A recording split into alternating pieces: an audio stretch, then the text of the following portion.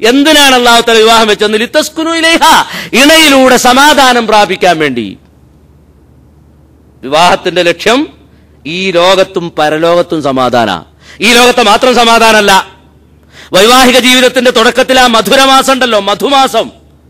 അപ്പൊ പലരും തമ്മിൽ കരാറെടുക്കാറുണ്ട് ഭാര്യയുമായിട്ട്. എന്താ, നമ്മൾ രണ്ടാളും വളരെ സ്നേഹത്തിൽ പോവില്ല, നിങ്ങൾ എന്റെ കൂടെ തന്നെ ഉണ്ടാവില്ല എന്നു, ഞാൻ എന്റെ കൂടെ തന്നെ മരിച്ചോളുണ്ടാവും, ഈ എന്റെ കൂടെ മരിക്കോണേ, ഞാൻ മരിക്കോളം നിങ്ങളൊപ്പം തന്നെ. അപ്പൊ മരിച്ചാലോ? മരിച്ചാ പിന്നെ ഞാൻ വേറെ നോക്കും, നിങ്ങളും വേറെ നോക്കും. ശരിക്കും മരിക്കോളം എന്നുള്ളൊരു അതിരവിടെ കൊടുക്കരുത്. വിവാഹത്തിന്റെ ശേഷം ആ ജീവിതം അവസാനിക്കണം. നമ്മളെ ജീവിതം അവസാനിക്കണില്ലല്ലോ. മരണം എന്ന് പറഞ്ഞാൽ എന്താ? ശരീരത്തിന് ആത്മാവ് വേറെ വഴിക്ക് പോയി, ശരീരം മണ്ണ് കൊണ്ടിട്ടു, പരലോകത്ത് വീണ്ടും ഈ ആത്മാവ് ഈ ശരീരത്തിലേക്ക് തന്നെ വരും. ജീവിതം അവസാനിക്കണില്ല. അപ്പൊ പരലോകത്തെ സമാധാനമാണ് ഏറ്റവും കൂടുതൽ നമുക്ക് കിട്ടേണ്ടത്. പരലോകത്ത് പോയി ദുന്യാവ് തന്നെ സമാധാനം പലർക്കും കിട്ടുന്നുണ്ടോ?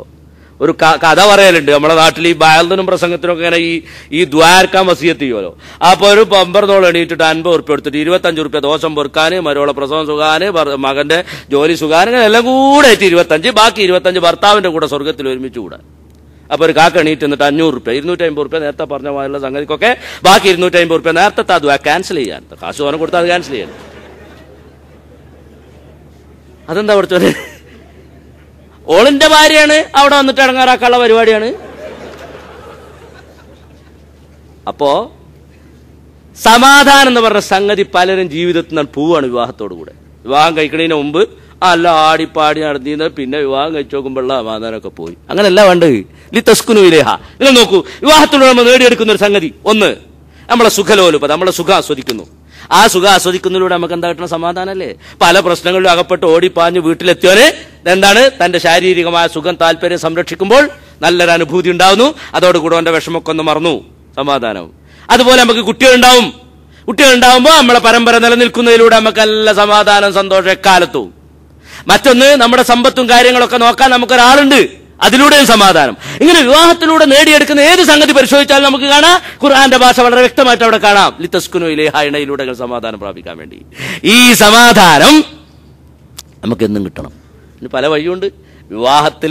വിവാഹത്തിന്റെ മുമ്പേ ചിന്തിക്കണം, ഞാൻ വിവാഹം കഴിക്കുന്ന ഒരു സമാധാനത്തിന് വേണ്ടിയാണെന്നുള്ളൊരു ബോധത്തോടു കൂടെ നോക്കണം. പലരും പ്രണയ വിവാഹങ്ങളിലൊക്കെ ഒക്കെ 99% പരാജയ പ്രണയ വിവാഹം. എന്താ അത്? ഇതൊന്നും ചിന്തിക്കാനുള്ള നേരമില്ല. വിശദീകരണത്തിന് ഇപ്പൊ സമയമില്ലാത്തതുകൊണ്ട് ഞാനത് വിടാണ്, ഇരിക്കട്ടെ.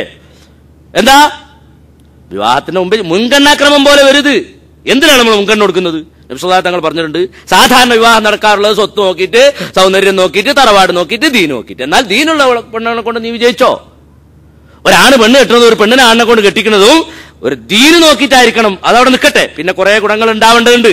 ഈമാന്, തഖ്വ, സഹനശീലം, അറിവ്, സബർ തുടങ്ങിയിട്ടുള്ള കുറെ സംഗതികൾ ഉണ്ടാവേണ്ടതുണ്ട്. അതൊക്കെ ഉള്ളവർ നമ്മൾ വിവാഹം കഴിക്കുമ്പോഴാണ് സമാധാനം ഉണ്ടാവുക. ഇത് വേറെ സൗന്ദര്യം മാത്രം നോക്കി നടന്നിട്ട് 7548 പെണ്ണുങ്ങളെ കൈകൊണ്ട് ചായ കുടിച്ചിട്ട് ടവലോട് ചുട്ട് ഇറങ്ങിപ്പോന്ന് കണ്ട് അത് പറ്റില്ല. ഇതിലേറെ നല്ലത് ഇപ്പൊ ലോകത്തുണ്ടാവില്ല എന്ന് ചിന്തിച്ച് സമാധാനം ഉണ്ടാവില്ല. പ്രശ്നങ്ങളാണ് അവിടേക്ക്. മുൻഗണന എന്നുള്ള നോക്കണം, ഇരിക്കട്ടെ. അങ്ങനെ വിവാഹം ചെയ്ത് കഴിഞ്ഞാൽ പലതും ശ്രദ്ധിക്കട്ടെ. പ്രധാനപ്പെട്ട 5 പോയിന്റ് മാത്രം ഞാൻ പറയും. ഒന്ന്, ഹുസ്നുൽ മുആശറത്ത്. ഇത് നമ്മളൊക്കെ ജീവിതത്തിൽ കിട്ടുന്നുണ്ടോ നോക്കണം. എന്താ ഹുസ്നുൽ മുആശറത്ത് എന്ന് പറഞ്ഞാൽ? സ്നേഹം കൈമാറി ജീവിക്കുക. നബി സല്ലല്ലാഹു അലൈഹി വസല്ലം തങ്ങൾ 9 ഭാര്യമാർ ഒരേ സമയത്തുണ്ടായിട്ടും അവരോട് കൂടെ ജീവിച്ച രീതി ഉണ്ടല്ലോ. സ്നേഹം കൈമാറുക. സ്നേഹം പലർക്കും ഉണ്ടാവും, പക്ഷെ അത് പുറത്തേക്ക് കാണിക്കൂല. പെണ്ണുങ്ങളെ രണ്ടാൻ പൊട്ടിച്ചിട്ട് പറയും, എന്നോട് എനിക്കുള്ള സ്നേഹം നിനക്ക് മനസ്സിലാവില്ല എന്ന് പറയും. എങ്ങനെ മനസ്സിലാവുക? ഇല്ലേ? ഒരു ചവിട്ടും കൂടി കൊടുത്തിട്ട് വരാം, മനസ്സിലാവും. അത് മനസ്സിലാവൂല. നബി സല്ലല്ലാഹു തങ്ങൾ പഠിപ്പിച്ചിട്ടുണ്ടെങ്കിൽ ഒരാളോട് സ്നേഹം ഉണ്ടെങ്കിൽ അയാളോട് തുറന്ന് പറയണമെന്നാ. സ്വന്തം ഭാര്യയോട് സ്നേഹമുണ്ടെന്ന് പറയണം, അത് കാണിച്ചു കൊടുക്കണം, പ്രവൃത്തി കാണിച്ചു കൊടുക്കണം. നബി സല്ലല്ലാഹു അലൈഹി വസല്ലം തങ്ങൾ അങ്ങനെ. അപ്പൊ സ്നേഹം കൈമാറി ജീവിക്കുക. സ്നേഹം ഇങ്ങനെ മനസ്സിൽ സൂക്ഷിച്ചു വെച്ചാൽ പോരാ.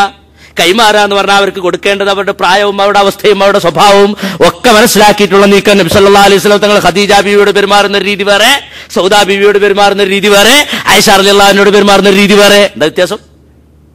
ഖദീജ ബീവി നല്ല ബുദ്ധിമതിയായ സാമ്പത്തിക ശേഷിയുള്ള നബി സല്ലല്ലാഹു അലൈഹി വസല്ലം തങ്ങളെ ആദ്യം വിവാഹം ചെയ്ത സ്ത്രീ. ആ സ്ത്രീ നബി സല്ലല്ലാഹു തങ്ങളെ അങ്ങേയറ്റം സ്നേഹിച്ചിരുന്നു. ഒരു പരാതി അവിടെ ഇല്ല. അത് മറക്കാനും കഴിഞ്ഞിട്ടില്ല. അത് കഴിഞ്ഞിട്ട് 55 വയസ്സായ സ്ത്രീയെ നബി സല്ലല്ലാഹു തങ്ങൾ വിവാഹം കഴിക്കുന്നു. അവർക്കൊരു ജീവിതം കൊടുക്കുക എന്നുള്ള ഉദ്ദേശത്തിൽ. ഇവിടൊക്കെ നല്ല പെരുമാറ്റമാണ്, പക്ഷെ മനഃശാസ്ത്രപരമായ നീക്കമാണ്. ഓരോരുത്തരുടെയും മനസ്സ് മനസ്സിലാക്കി. ആയിഷ റളിയല്ലാഹു അൻഹയുടെ കുട്ടി പല കളിയും തമാശയൊക്കെ ഉണ്ടാവും. അതിനനുസരിച്ച് ഓട്ടവും ചാട്ടമൊക്കെ അവിടെ കാണാം. അത് ആയിഷ ബീവിടുതാ ഒന്ന് ഓടിയൊക്കെ ആയിഷ നമ്മൾ രണ്ടാളും കൂടെ ഓടി. ആയിഷ ബീവി പറയാം, ഞാനാണ് അന്ന് മുമ്പിലെത്തിയത്. പിന്നെ ഒരു നബി സല്ലല്ലാഹു അലൈഹി വസല്ലം തങ്ങൾ ഓടി, നമ്മൾ ഓടുകയെന്ന് പറഞ്ഞോടി. അന്ന് നബിയാണ് മുമ്പിലെത്തിയത്. ആദിഹി ബി തിൽക്കി എന്ന് പറഞ്ഞു. എന്താണിത്? ഇന്ന് തന്നെ പോയിട്ട് ഫാമിലി ഉള്ളവരൊന്നാണ്ട് ഓടിക്കൂടി റോട്ട് കൂടി. എനിക്ക് അടുത്തൊല്ലം ഇവിടെ വരണ്ടി വന്നൂടാ ഇല്ലല്ലോ, ദയവ് ചെയ്തിട്ട് കുഴപ്പമുണ്ടാക്കരുത്. ഓടുക എന്നുള്ളതല്ല, മറിച്ച് അവിടെ ഒരു മനസ്സ് നിങ്ങളൊന്ന് മനസ്സിലാക്കൂ. ആയിഷ റളിയല്ലാഹു അൻഹയുടെ മനസ്സ് മനസ്സിലാക്കി റസൂൽ പെരുമാറുന്നുള്ളൂ. ഇങ്ങനെ ഭാര്യമാര് പല സിറ്റുവേഷനിൽ നിന്ന് പല രൂപത്തിൽ വന്നവരുണ്ടാവും. അപ്പൊ അവരോട് തന്ത്രപരമായിട്ട് പെരുമാറാണ് മുൻകൈ എടുക്കണം. റസൂൽ മുആശറത്ത് അവിടെയാണ്. അതിന് മുൻകൈ എടുക്കേണ്ടത് പുരുഷനാണ്. നബി സല്ലല്ലാഹു അലൈഹി വസല്ലം തങ്ങൾ പറഞ്ഞു, ഖൈറുക്കും ഖൈറുക്കും ലി അഹ്ലിഹി ഖൈറുക്കും ഖൈറുക്കും ലി അഹ്ലിഹി വഅന ഖൈറുക്കും ലി അഹ്ലി. നിങ്ങളുടെ കൂട്ടത്തിൽ ഉത്തമന്മാർ ഭാര്യമാരോട് ഇണകളോട് നല്ല നിലക്ക് പെരുമാറുന്നവരാണ്. ഞാൻ നിങ്ങളുടെ കൂട്ടത്തിൽ ഇണകളോട് നല്ല നിലക്ക് പെരുമാറുന്ന ആളാണ്. അപ്പൊ പുരുഷൻ അതിന് മുൻകൈ എടുക്കണം. സ്ത്രീയോ അവളുടെ ബാധ്യത മനസ്സിലാക്കണം. ഭർത്താവിന്റെ തരിമൂക്ക് പൊട്ടി വരുന്ന രക്തം നക്കി കുടിച്ചാൽ പോലും തീരാത്ത ബാധ്യത അവൾക്കുണ്ട്. അത് മനസ്സിലാക്കിയിട്ട് അവളും നീങ്ങുക, ഇത് മനസ്സിലാക്കി ഇവരും നീങ്ങുക. ഇതാണ് ഹുസ്നുൽ മുആശറത്ത്. അങ്ങോട്ടും ഇങ്ങോട്ടും സ്നേഹം കൈമാറി കാര്യങ്ങൾ മനസ്സിലാക്കി. ഒരാൾക്ക് ദേഷ്യം തോന്നുമ്പോ മറ്റേളൊന്നടങ്ങുക, മറ്റാൾക്ക് ദേഷ്യം തോന്നുമ്പോൾ മറ്റാളടങ്ങുക. നബി സല്ലല്ലാഹു അലൈഹി വസല്ലം തങ്ങൾ ആയിഷ ബീവിയോട് പറയുന്ന രംഗം, ആയിഷ നിനക്ക് എന്നോട് ദേഷ്യമുള്ള സമയവും സന്തോഷമുള്ള സമയവും എനിക്കറിയാം. എങ്ങനെയാണ് നബി അറിയുന്നത്? ദേഷ്യമുള്ള സമയത്താണ് നീ ലാ റബ്ബി ഇബ്രാഹിം എന്ന് പറയും, സന്തോഷമുള്ള നേരത്താണ് ലാ റബ്ബി മുഹമ്മദ് എന്ന് പറയും. അപ്പൊ ആയിഷ ബീവി പറഞ്ഞു, ശരിയാണ്. എന്താ ഇബ്രാഹിം നബിന്റെ റബ്ബിനെ തന്നെയാണ് സത്യം എന്ന് പറയും. റസൂലിന്റെ പേര് അവിടെ പറയില്ല. സന്തോഷമുള്ള നേരത്ത് റസൂലിന്റെ പേര് പറഞ്ഞിട്ട് പറയും. ആയിഷ ബീവി പറഞ്ഞു, നബിയെ സംഗതി ശരിയാണ്, പക്ഷെ എനിക്ക് നിങ്ങളോട് ദേഷ്യമൊന്നും ഉണ്ടാവില്ല കേട്ടോ, ഞാൻ ആ പേര് തൽക്കാലം ഒഴിവാക്കുന്നുള്ളൂ, അല്ലാതെ എനിക്ക് മനസ്സിൽ യാതൊരു വെറുപ്പുണ്ടാവില്ല. 9 ഭാര്യമാരുടെ കൂടെ നബി സല്ലല്ലാഹു അലൈഹി വസല്ലം ജീവിച്ചിട്ട് ഈ 9 ഭാര്യമാരിൽ പല ദിവസങ്ങളും അവർക്ക് പട്ടിണി കിടക്കേണ്ടി വന്നിട്ടും, അതുപോലെ നബി സല്ലല്ലാഹു അലൈഹി വസല്ലം തങ്ങൾ സാമൂഹ്യ പ്രവർത്തനങ്ങൾക്കിടയിൽ ഭാര്യമാർക്ക് അവകാശപ്പെട്ട അവർക്ക് വേണ്ട സമയങ്ങൾ കൊടുക്കാൻ കഴിയാതിരുന്നിട്ടും ഒക്കെ പോലും ഒരൊറ്റ ഭാര്യ നബി സല്ലല്ലാഹു അലൈഹി വസല്ലം തങ്ങൾ ഒഴിവാക്കാൻ താല്പര്യപ്പെട്ടോ എന്ന് ചോദിച്ചാൽ അതിന് അവസരം ഉണ്ടായോ?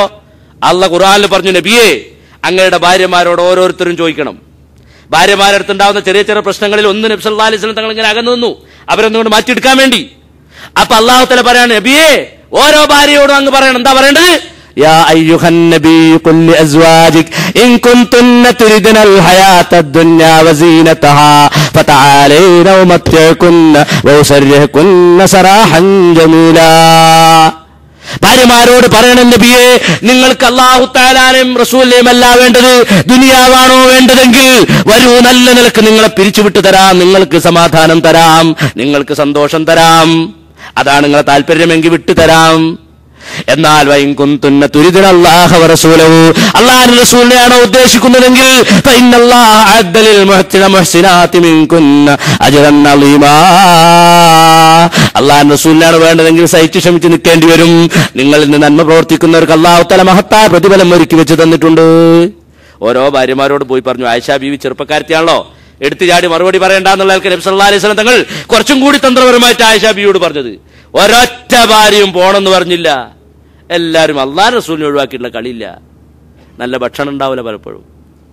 ആയിഷ ബീവിയോട് ചോദിക്കുക, നിങ്ങളെ തരിപ്പ് എങ്ങനെയായിരുന്നു? ഗോതമ്പ് മാവ് തരിക്കുന്നത് എങ്ങനെ ചോദിച്ചപ്പോ തരിപ്പയാ, ഉള്ള പൊടി ഇങ്ങനെ നിരത്തിയിട്ടാൽ ഊതുമ്പോ പാറിപ്പോണം, ഉമ്മി അങ്ങ് പാറിപ്പോകുന്നല്ലാതെ അതുപോലും ഇല്ല. ഇങ്ങനെ കഷ്ടപ്പെട്ട് ജീവിച്ചിട്ടും അവർക്ക് പോണം തോന്നിയില്ലല്ലോ. എന്താണ് ആ ജീവിതം? നമ്മൾ മനസ്സിലാക്കൂ. ഹുസ്നുൽ മുആശറത്ത് 1. 2, പ്രതിസന്ധി ഘട്ടത്തിൽ താങ്ങും തണലുമായി നിൽക്കണം. നബി സല്ലല്ലാഹു അലൈഹി തങ്ങള് പ്രതിസന്ധിയിൽ ഓടി വരുമ്പോൾ, നൂർ പർവ്വതത്തിന്റെ മുകളിൽ നിന്ന് പേടിച്ചിട്ട് ഓടി വരുമ്പോ ഖദീജ റളിയല്ലാഹു അൻഹ സ്വീകരിച്ച രീതി എന്താ? നമ്മളെ പെണ്ണുങ്ങളെ 2-3 രൂപത്തിലുണ്ടാവാം. ചില പെണ്ണുങ്ങൾ ധൈര്യമായിട്ട് നേരിടും, അൽഹംദുലില്ലാഹ്, അങ്ങനെയാണ് വേണ്ടത്. മറ്റു ചില പെണ്ണുങ്ങൾ എന്ത് ചെയ്യും? പേടിച്ചിട്ട് തലിക അല്ലാഹു ജമ്മ കോജരാജാവായ തമ്പുരാനെ അമ്പർത്ത തങ്ങളെ ഡോം